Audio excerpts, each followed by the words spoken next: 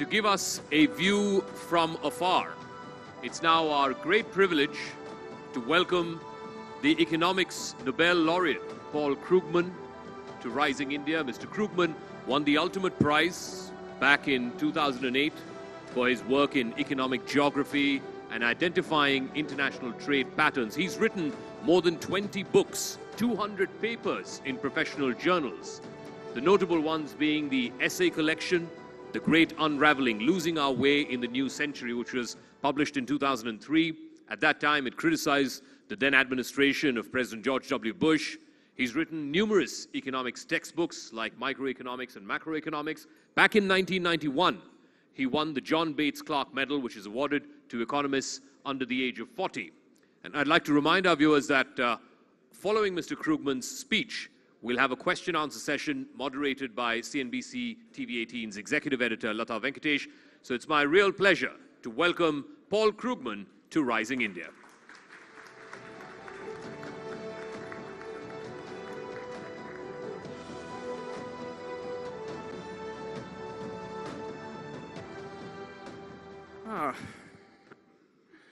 Well, good morning, everyone.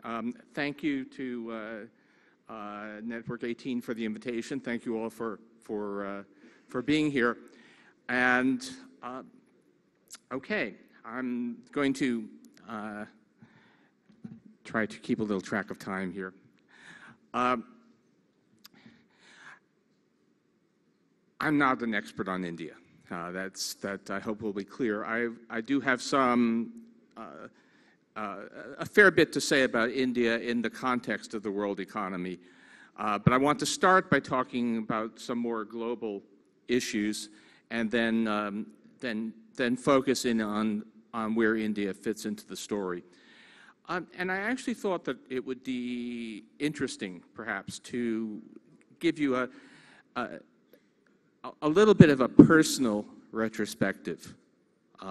That may seem a little odd here, but I think it's relevant. So I went to graduate school in the 1970s. I got my PhD in that decade. And at that point in one's life, you need to decide what your specialty is going to be, what area is going to be the piece of economics that you're going to focus on.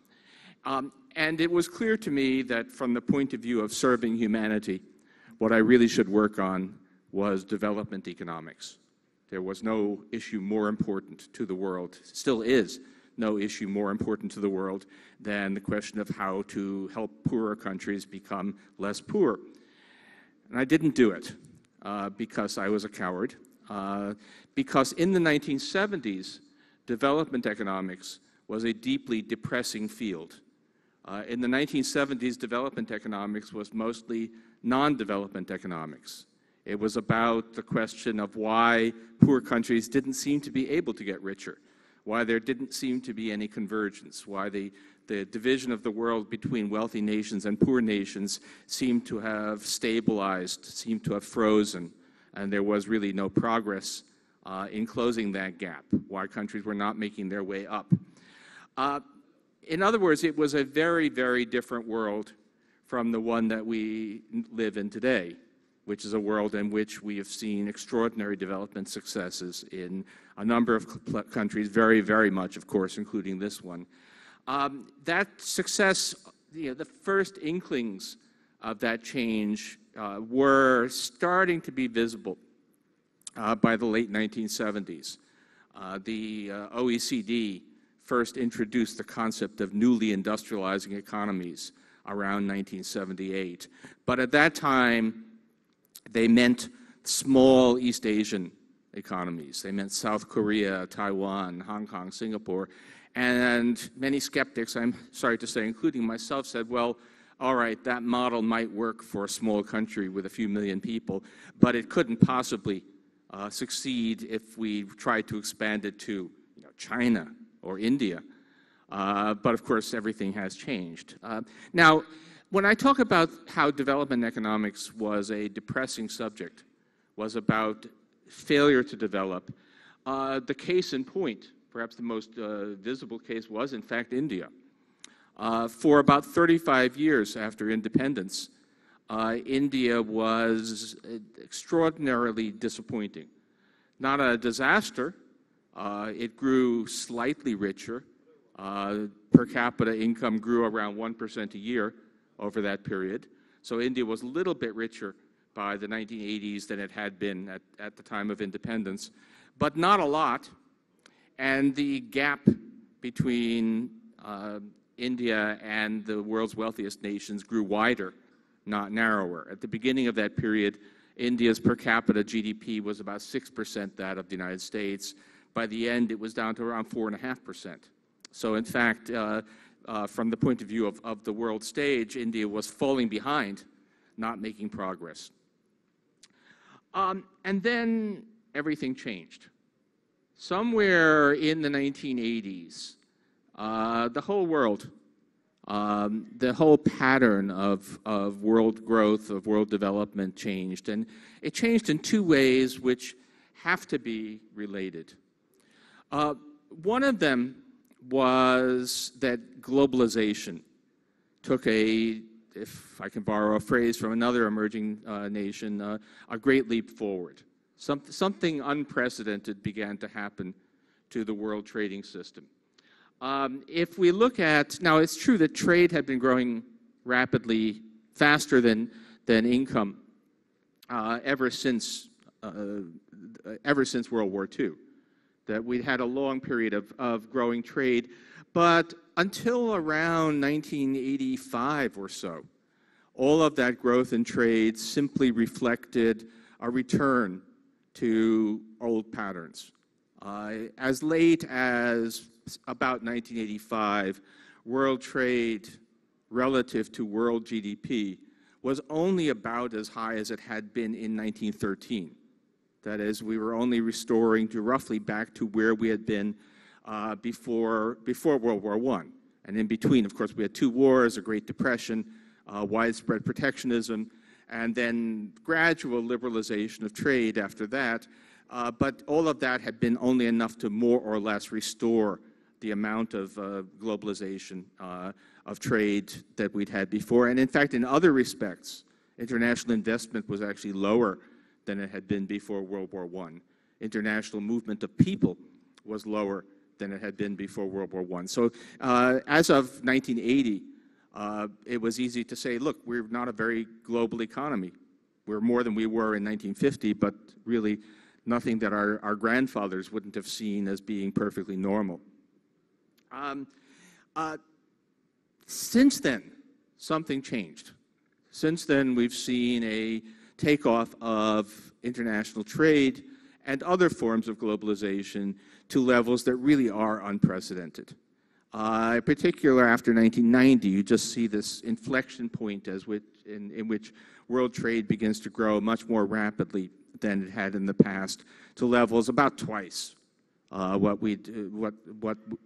anything that we had seen before. Not only did the volume of international trade grow, but the character changed as well. In the 1980s, we were still overwhelmingly a world in which wealthy countries sold manufactured goods to developing countries, and developing countries sold raw materials in return. It was to the extent that there was an industry in developing countries, it was industry aimed at the domestic market, industry that grew up behind high tariffs and other barriers to international trade. So it was still very much, it was, if you like, it was, in economic terms, it was a colonial world still. Maybe the colonies had political independence, but in terms of their economic role, they were hewers in wood and drawers of water for the advanced countries still. All of that changed. We became a world in which sophisticated, well, certainly manufactured goods, not necessarily sophisticated ones, became major exports of developing countries. Complete transformation in the pattern of trade. And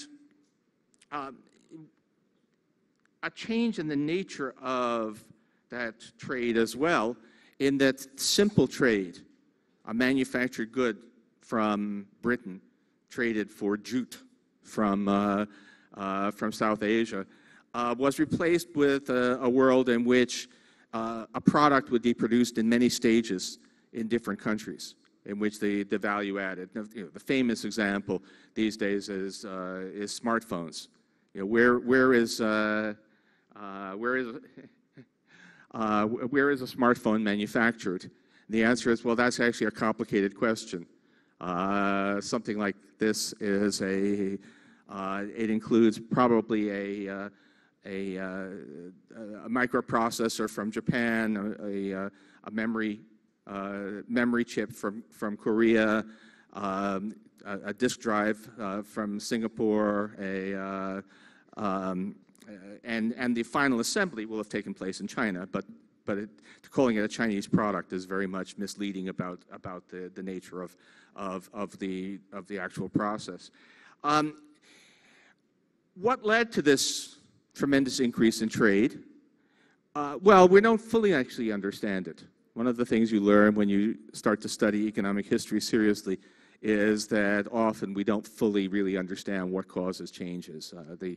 One of my old teachers used to say that attempts to explain economic growth always end up in a blaze of amateur sociology. So there's always some things that we don't fully understand. But there were a couple of things that played an important role, and I want to stress those because they will eventually be part of my story of why India may be a little bit different from other emerging economies. So one thing was technologies of transportation and communication. Containerization was widely introduced in the 1970s, but it took a while to figure out what you could do with it.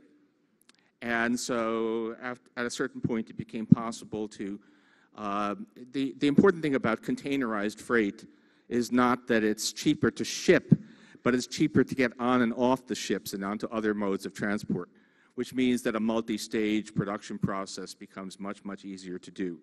Makes it possible to do this thing where a product is produced in a series of stages, geographically very distant. And information technology makes it possible to keep track of that kind of complicated transaction, to coordinate production operations globally. So it's certainly the case that improved technology made it possible to have a much more integrated global economy. And there were also big policy changes, not so much in advanced countries. Wealthy countries had already pretty much, they'd already brought tariffs down to quite low levels by 1980. When we talk about trade policy, the really big changes there took place in the 1950s and 1960s. And in advanced countries, they had already taken place. But emerging markets made a huge, almost a U-turn on policy. Before the 1980s, the overwhelming thrust of policy was towards manufacturing for the domestic market. And no place more than here. India tried as closely as possible to be a self-sufficient, completely inward-looking economy, trade only about 4% of GDP. It was a wholly inward-looking model of development, which didn't work. After the 1980s, there was a huge shift towards trade liberalization, opening up of exports, very enormous outward. And of course, in the case of China, the end of communism as a fact, if not as the end of communism as an ideology, and the shift to a more or less market economy. So between those two things, you have this enormous increase in world trade. What happens more or less at the same time, and must be closely related, is a transformation in the pattern of world development. And I don't know if you've heard of Branko Milanovic, now my colleague at the City University of New York, and the elephant curve. But if you haven't, you should. What Branko has done is to create a picture of incomes around the world, not by country, but by person. Let's just look at the global distribution of income. Line up all of the people in the world as best we can by their income and ask, how is that income changing? How has income changed if we look at the 10th percentile, the 50th percentile, the 90th percentile of the global income distribution? And what he finds is that since the late 1980s, if we put on one axis the percentile of the income distribution, and on the other axis the growth rate of income, what you get is a curve that looks like that. Whoops, there. He says elephant. I think that this part is supposed to be the trunk of the elephant.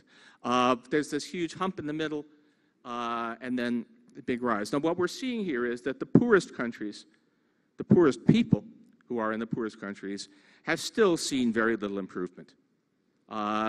Most of sub-Saharan Africa is still pretty much where it was.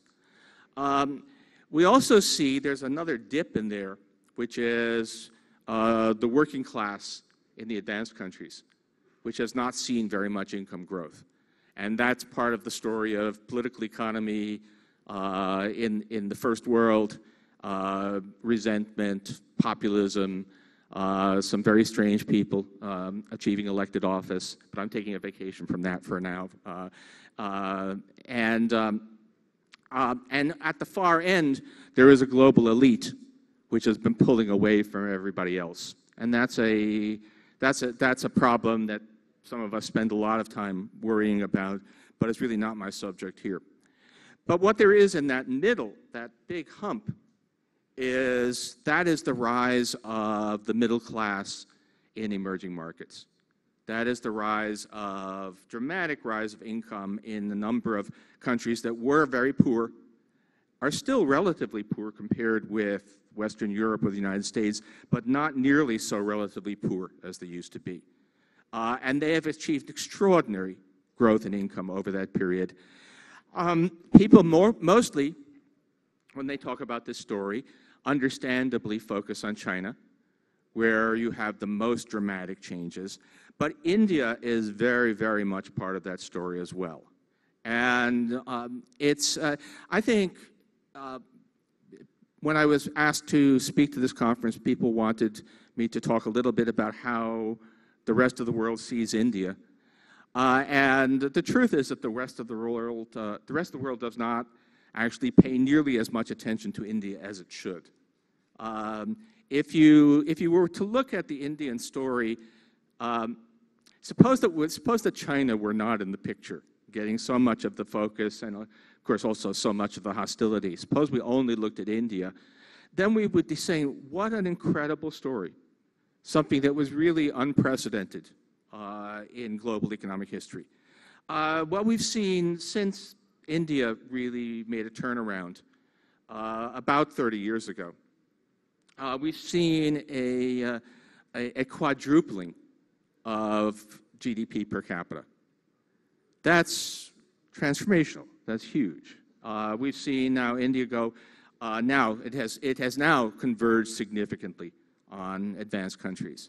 It's still poor, but not in the same level at all. If we were to say, best measure says that Indian GDP per capita is about 12% of the US level right now, which sounds low because it is, but that's way up from 4%, which is where it was not that long ago. And if you want some comparators, as best, the economic numbers like this are always abstractions that don't at all really capture the richness of life. But for what it's worth, India right now appears to have about the same per capita income as Japan did in 1960, or about the same per capita income that South Korea had in 1980. And of course, we know what happened to those countries. They made the full transition to advanced nations in the period since then. So India has making a great leap. Another way to say this is that India achieved as much economic progress in 30 years as Great Britain did in 150 years. It's a very, very rapid pace of transformation. Now, one question that people ask, when you look at that Indian number and you look at those comparisons, you say, why does there still seem to be so much visible poverty in India if it's made. There appears to be more visible poverty, certainly, than there was in Japan in 1960. And the answer is one problem that you will have to deal with, which is a high degree of income inequality. India has a Gini coefficient, for those of you who do this sort of thing, of around 0.47. That's high. That's similar to someplace like Brazil, which is famous for high income inequality. Much of that is rural urban, but there's also a high inequality within the urban areas. And so India has made enormous strides, but they're not very evenly distributed. And that is an issue that I know that people here are well aware of and will have to be dealt with future policy. But the progress is extraordinary. And of course, this is a very big country, which people have not at some level fully noticed. I was actually a little surprised, even doing the research for this talk myself, that more people haven't noticed that India is now, adjusting for purchasing power, is now the world's third largest economy. It has overtaken Japan. It is only the United States and China, or China and the United States, depends a little bit on your measurement, are bigger economies than India. It's far bigger than any European country. So this is an economic superpower by any normal standard in the world. It doesn't get full credit for it for, I think, a couple of reasons. One is that at market exchange rates, it's still substantially smaller than that, and that's a familiar issue. The market value, market price, GDP lags in poorer countries, and so that from the point of view of somebody out to make money by selling, India is not quite as big as it really should be, but that will change over time. And the other is that the nature of India's export boom is one that has, I think, just been less visible, less, in some ways good for you, less conspicuous in its disruption than the export boom from some other emerging markets. But this is an extraordinary achievement. Question you want to ask is, what's responsible for that extraordinary progress in India? And that's the first question you want to ask. The second question you want to ask is, can it continue? What are the reasons for optimism and pessimism? But which I think is probably the more important question. But let's just talk a bit about what changed. So clearly, there was a dramatic change in India's policy. The old self-sufficiency, inward-looking policy was changed. India now exports a large share of its GDP. It has moved to becoming a reasonably open economy, actually quite open considering the population. So the tariffs reduced dramatically. They were extremely high, now much reduced. Other forms of trade restriction eliminated. Also, a great deal of liberalization, probably even more important, liberalization within the domestic economy. As you presumably all know, from the point of view of U.S. politics, I'm on the center left, but that doesn't mean that I think that government should have a really heavy hand on the economy. India used to be, within my lifetime, even within my professional lifetime, used to be famous for the license Raj, where basically everything that was not specifically permitted was forbidden, and in which the bureaucratic obstacles to any kind of business were immense. That has not gone away completely, but is enormously reduced. And there have been a set of pro-business policies in general. India's overall thrust is still, perhaps, I'm sure that there are plenty of people in this room who will tell you things that they're upset about in terms of obstacles to doing business. But India has clearly become a much easier, much better place to do business than it was.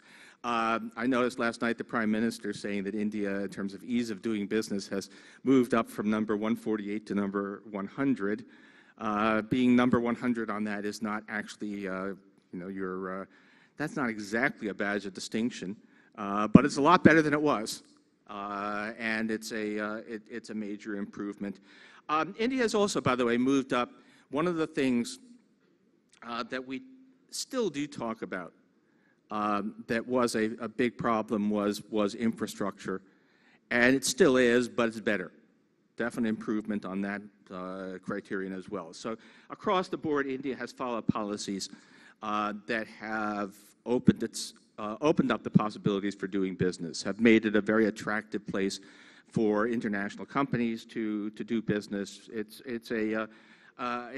there, and it has been a real transformation of policy, and it came at a good time. There was a wave, if you like. There was a great a wave of globalization upon which countries with the right policies could surf.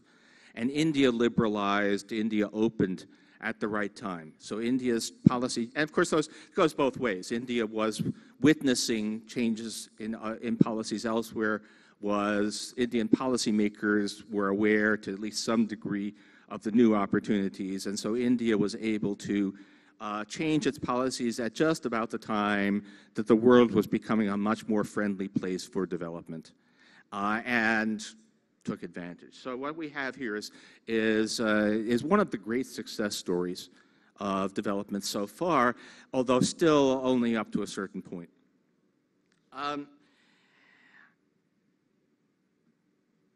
All of that said, India is different. And in some ways, India has done some things that are quite unique. Last I was able to check the numbers, India is now a major exporting country. Its exports of services are roughly comparable to its exports of manufactured goods. That's unprecedented. Nobody, certainly no large economy, has ever done that before. This is a new phenomenon in world economic history. It used to be that we just said services are not tradable. Services have to be provided locally. You cannot, aside from transport, nothing really can be exported as a service. That is no longer apparently the case, and above all, in terms of countries that have managed to do a lot of service exports, India takes the lead. And it's actually interesting. The other major exporters of services are basically in the business of providing financial services. So Britain is an exporter of services, but what we're really talking about is banking in the City of London. India, of course, is exporting a much wider range, everything from outsourced IT, I mean, call centers is actually almost receding into the past, but was one of the first places where people became aware of it. But this is something new. It means that India has followed a very, although it's part of this great globalization wave, it has followed a different path from those of other developing countries. Instead of a manufacturing-centered entry into the world market, India has in large part had a service-centered excursion into the world market, which is something new, something different, and I think possibly, as I'll explain in a couple of minutes, something that might work very much in India's favor as we look at the at the days ahead. All right. Back to the world economy for a moment here.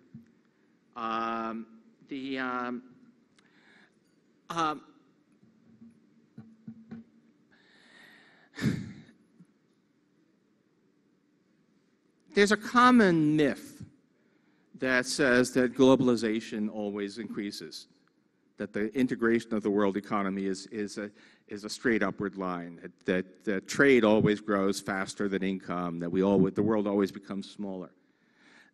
History tells you different. History says that, that globalization has come in waves that sometimes recede. So that we had an enormous increase in world trade between 1870 and 1913, but then it fell back relative to world income to about half what it had been. And that was partly because of wars, largely because of protectionism, a little bit because of technology. One not often understood point is that to have growing world trade, it's not enough to have improving transportation technology. Transportation technology has to improve faster than the technology of production.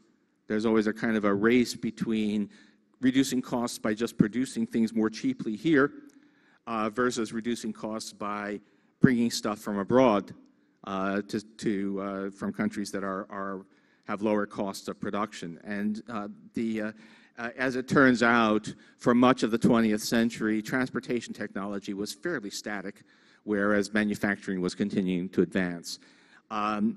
You'll see why I'm mentioning that point in a few minutes.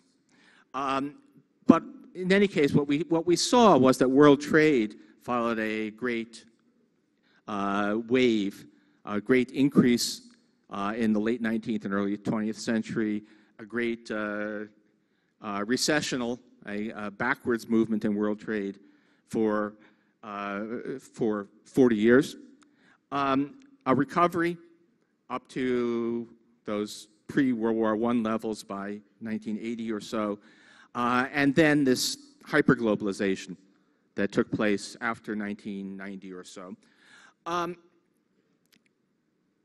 There are increasing reasons to believe that dramatic increase in world trade that we saw over a period of a little over 20 years was a one-time event, that it is not, in fact, something that you can count on to continue forever.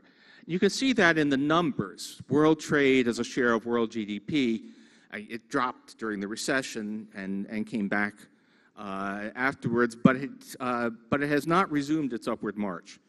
World trade has been roughly static now for more than a decade as a share of world GDP. It looks like a plateau, not a downward turn, but a plateau.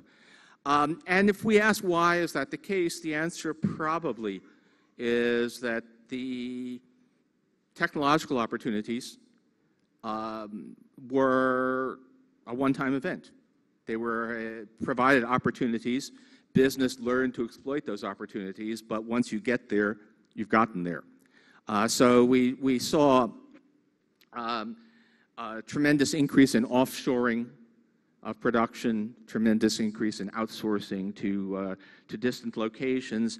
By around 2010, we started to hear stories, see anecdotes, and a little bit of data suggesting that at least some manufacturing was discovering that it had gone a little too far in that direction. That even with very low transport costs, the logistical issues involved in shipping a good back and forth across the Pacific a few times in the course of production are not optimal. That it makes sense to reshore some production closer to markets. As you can see, some of that happening. In the United States, there's been this question, we've been seeing generally weak growth in wages across the board, except for a few skill categories where there has been clearly a very tight labor market for skilled workers with particular skills. And you ask, which are those skill categories? They're not what you think. It's not actually that we're seeing big wage increases for software engineers. What we're actually seeing is big increases in wages for sewing machine operators. Because it turns out that at least some of the apparel industry has decided that it makes more sense to produce close to markets. And at this point in the United States, there's nobody left who knows how to sew clothing together. So we're kind of short on those sorts of people. And that's an indication. Yeah, it's a trivial story from the point of view of the economy as a whole, but I think it's an indicator that we're looking at a situation where this great increase in globalization that we saw may have reached its limits. Doesn't mean a big downturn in world trade, but it does mean that there's this great wave that was driving a lot of change in the world economy has probably crested, has probably reached its limit, with one big exception, which we'll get to in a minute. So here we are, and we're looking at the story now. And I think I should say that limits of globalization, that is a concern for some economies. It may be a concern for India at a certain point. Again, I'll get there in a few minutes. But it does mean that, to a certain extent, as new countries try to enter this sphere, they are going to be competing over a somewhat limited pool of business. It's a far bigger pool of business than we ever imagined possible. We used to think that labor-intensive exports were basically apparel and nothing much else. Now we know that there are labor-intensive stages of production for many goods, and so there's a lot of stuff that's available. But if I were thinking about the future for Vietnam or Bangladesh, or possibly as some of the sub-Saharan African nations start to break in, I would be at least a little bit concerned that they missed the moment of the explosion of globalization. And so there's a little bit of a concern there. But that's an important issue, but not at least so far yet, a very India-specific issue. But then that brings me to the Indian prospects. So let me give you 3 reasons for being optimistic. I think I'm obliged simply by the title of the summit to be optimistic here. So let me give you, but I actually am mostly, with some qualifications, quite optimistic about India's prospects. I think we're going to be hearing a lot more, and I think over time, when the world thinks about rising powers, it will be shifting its focus increasingly to India, at least a little bit away from China, which has been the lead story so far. The first one is people, both numbers and qualifications. So one of the panelists yesterday said India has a lot of smart people, and it does. There's clearly a cultural reservoir of creativity, entrepreneurship, on a level that I think back in the bad old days of slow Indian growth, no one could have imagined, but that's clearly there. And look, the widespread fluency in English is an important thing, even as the United States gradually loses its preeminent status. Nonetheless, English is the language of global commerce, and that's got to matter. But also, there's just plain numbers. If you try to think about national economic destinies, it matters a lot how many people of working age you have. If we're trying to analyze, we talk now, there was a time, I'm old enough to remember it, when Japan was about to become the world's leading economic superpower, which obviously never did happen. And it didn't happen for a couple of reasons. One was that the Japanese rapid productivity growth slowed down, that Japanese technological progress didn't stop, but no longer seemed to be unstoppable. But the biggest reason why Japan has receded on the world stage is simply demography. Japan, with very low fertility rates, cultural aversion to immigration. Japan has a working age population which is now shrinking at about 1.5% a year. And so even if you actually adjust for that, Japan's economic performance the past 20 years doesn't look too bad. But it's a declining factor on the world scene simply because there aren't enough Japanese. Believe it or not, China is starting to look a little bit like that. China's working age population appears to have just about peaked now and will be headed downwards in future. And that's a legacy of the one-child policy, various other factors, but China is not going to continue, it cannot continue to grow at the pace it did simply because of population. Plus, I would say in the case of China, a lot of their growth came from taking people from a backwards agricultural sector and moving them into the modern urban sector, and that process has probably reached its limits, so China has reached that point. India doesn't look at all like that.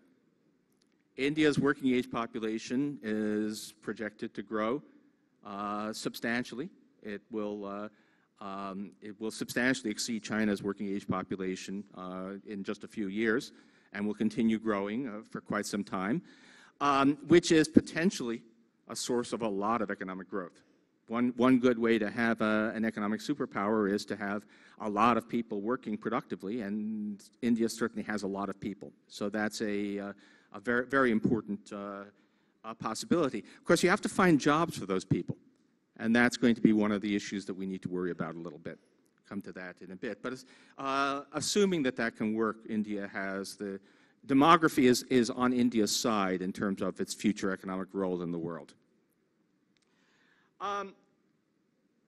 Second source of optimism is simply that India is still quite poor, still quite far behind the technological cutting edge, which is not a good thing, but means that the opportunity for catch-up is still there. I mean, you cannot expect to have the kind of growth that emerging Asia has had if you're already at the technological frontier, which is why Japan, it can no longer be a country of rapid growth. But India is still, so much of India is still far behind, and of course, particularly if we look at rural areas. I was struck again by the Prime Minister's speech talking about rural electrification. That's not, believe it or not, that's not ancient history even in wealthy countries. If we go back to the United States, one of the major projects of Franklin Roosevelt, the New Deal in the 1930s, was rural electrification. Because in the 1930s, most of rural America did not have electric power. So we're now talking about, but the point is that you have the opportunity now to bring hundreds of millions of people into the modern world, and that in turn means that there's a tremendous source of growth, potential at least, that is not available for countries that have already done that. So that's a source of forward motion. The third source of optimism is the distinctiveness of India's role in global trade. As I said, India, it's completely unique and unprecedented to be as much of a service exporter as India now is. That up until the rise of India, all of the success stories in the developing world have been based around manufactured exports. And that's a good thing, nothing wrong with that. In fact, India needs to do more of that. I'll say more in a sec. But for the first time, we started to see large-scale exports of services from a developing country. That is, if we ask why did that become possible, and the answer is information technology, the internet. That is clearly something that there are just many things that used to be impossible to provide except on a very local basis that can now be outsourced to long distances. So the opportunity arose to start doing that, and it starts with relatively low-tech stuff like call centers, moves on to all kinds of information technology, other services. India got a head start. India began doing that before anybody else. Does it on a scale that nobody else can match. The widespread, again, use of English helps on that. This base of very smart people who understand information technology help on that. I would suspect, by the way, that India has a potential, it's already happening. You have a potential base at the very highest level of people simply coming back from Silicon Valley to do enterprise here. So you have that as well. Now, why is that important? Why is that a special Indian advantage? The kind of hyperglobalization that we have mostly seen so far has involved manufactured goods. And the technologies that enable that, containerization, communication, have probably pretty much been fully exploited. The possibilities of service globalization have only just begun. We're only just in the very earliest stages of finding ways to deliver services remotely. And so there, whatever I may have said about hyperglobalization having been a one-time event, the globalization of service trade is still something that is probably mostly in the future. So India starts from an export mix that happens to be especially well suited to the next stage of globalization. That's a reason to be especially hopeful about Indian prospects. I don't think we're not going to see that happening. There will be a few other places that may be able to take pieces of that. We hope there are. You can see beginnings of something like an Indian-style service export sector in the Philippines, for example, and for some of the same reasons, actually. But India has kind of a first-mover advantage in the globalization of services, and that's an appealing prospect. Now, one thing to say about that is what we do not yet see is whether service exporting can provide employment on the scale that India needs. And when we talk about demography, it's funny, I've been reading a lot about India's demographic position, and everyone agrees on the fact there's going to be a dramatic increase in the working age population in India at the same time that other countries are seeing a big stagnation or decline in working age population. But half of the stories on it say, what a tremendous opportunity for India to become the global economic superpower. The other half of the stories say, what a catastrophe, we'll never find jobs for all those people. We're talking about mass unemployment. And both of those are possible stories. So India needs to find a way to employ this vast population. It cannot, it is a densely populated country. They're not going to be employed in agriculture. So we need to be talking about growth in other sectors. And probably, despite what I've said about the advantages from the service export focus, India needs to get much more into the global manufacturing game as well. And there really doesn't seem to be any good reason why that shouldn't be possible, but it's going to be necessary.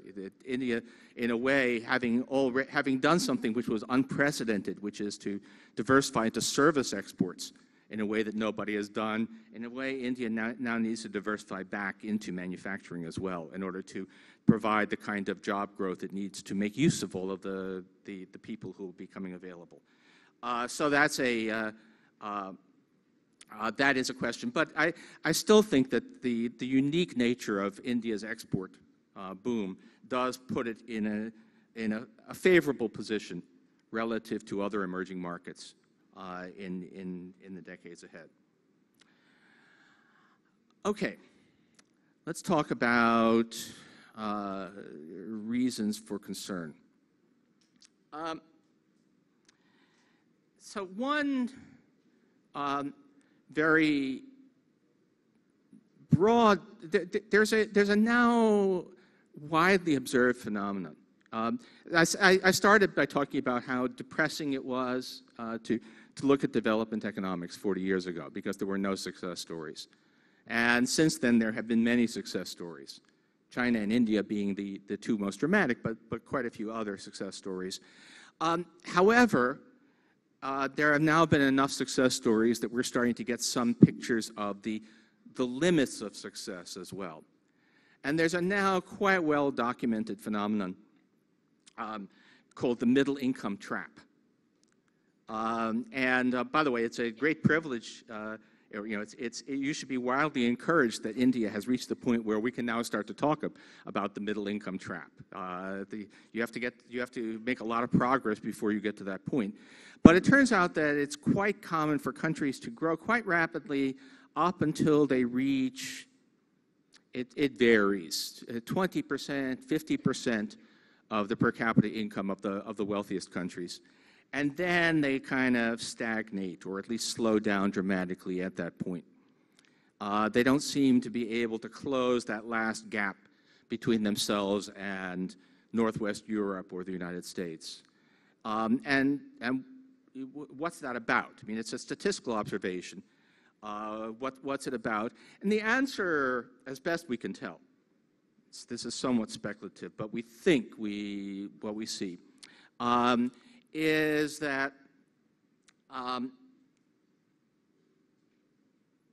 institutional problems, institutional failures that are tolerable when you're still a poor, low-wage country start to become bigger obstacles once you no longer are in that position.